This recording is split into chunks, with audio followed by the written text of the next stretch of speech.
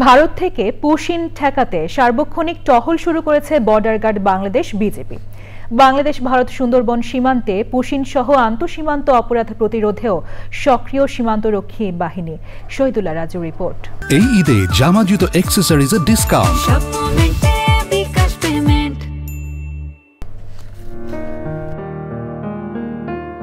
অপরূপ নৈসর্গিক সৌন্দর্যের লীলাভূমি, পৃথিবীর বৃহত্তম ম্যানগ্রোভ সুন্দরবন যেমন সুন্দর তেমনি দুর্গম ও গহীন।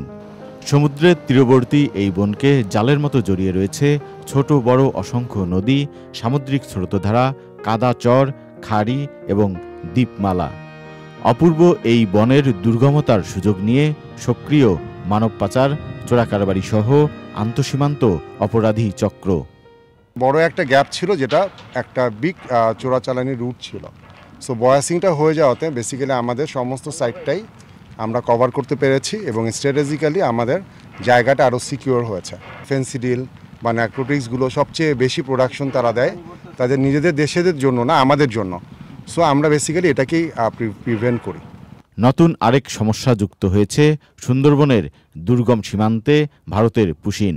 সাতক্ষীরা অঞ্চলে বিজিবির 17 ব্যাটালিয়নের কমান্ডিং অফিসার জানান, পুশিন প্রতিরোধে 24 ঘন্টা টহল দিচ্ছেন তারা। কিভাবে এখন পুশিনটাকে ঠেকাচ্ছি?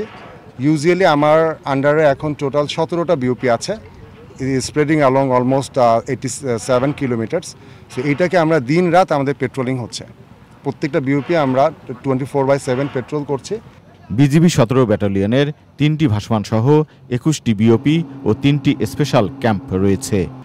নৌসীমান্তে ভারতের সীমান্তরক্ষীদের অনেক বিওপির বিপরীতে বাংলাদেশের বিওপির সংখ্যা অনেক কম। নৌসীমান্তে ভাসমান যেসব বিওপি রয়েছে সেখানেও ভারতের আধিপত্য। বাংলাদেশের মাত্র 3টি বিওপি রয়েছে। ভারতের ভাসমান বিওপিগুলো চলাচল করতে পারলেও বাংলাদেশেরগুলো চলাচল করতে পারে না। এরকম অসম শক্তি নিয়েই চলছে বিজিবির সীমান্ত রক্ষা। সুন্দরবনের নীলডুমুর থেকে শহীদুল্লাহ রাজু, চ্যানেল আই।